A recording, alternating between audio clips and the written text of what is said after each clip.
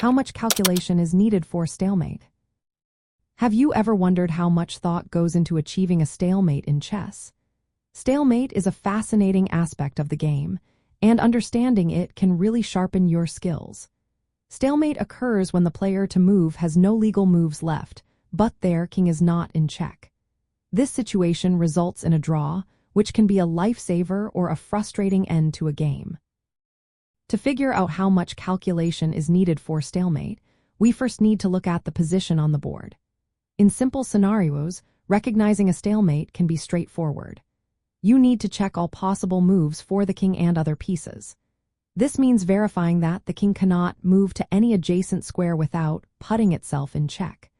You also need to ensure that no other piece can make a legal move without exposing the king to check. In basic endgames or puzzles, this calculation often requires only a few moves to analyze. You might find that you can see the stalemate in just a couple of steps.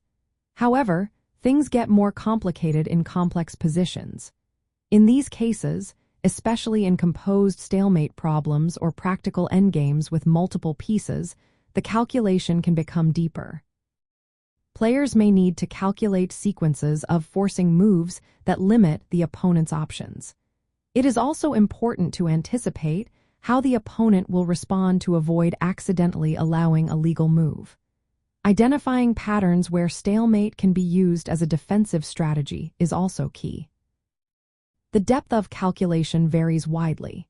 In simple cases, you might only need to think a few moves ahead. In more complex compositions or practical games, you could be looking at many moves. Mastering stalemate often involves recognizing patterns and drawing from experience, which can reduce the need for extensive calculation in familiar situations. When it comes to problem solving and puzzles, stalemate problems are designed to test your precise calculation and visualization skills. Sometimes, you will need to follow exact move orders to achieve stalemate. In practical play, players use their calculations to avoid stalemate traps when they are ahead or to seek stalemate opportunities when they are losing. In essence, the amount of calculation needed for stalemate can range from minimal in simple positions to extensive in complex ones. However, a strong grasp of the concept and good pattern recognition can make the process much easier. So, whether you are trying to achieve a stalemate or avoid one, remember that practice and experience will help you calculate better and make the most of this unique aspect of chess.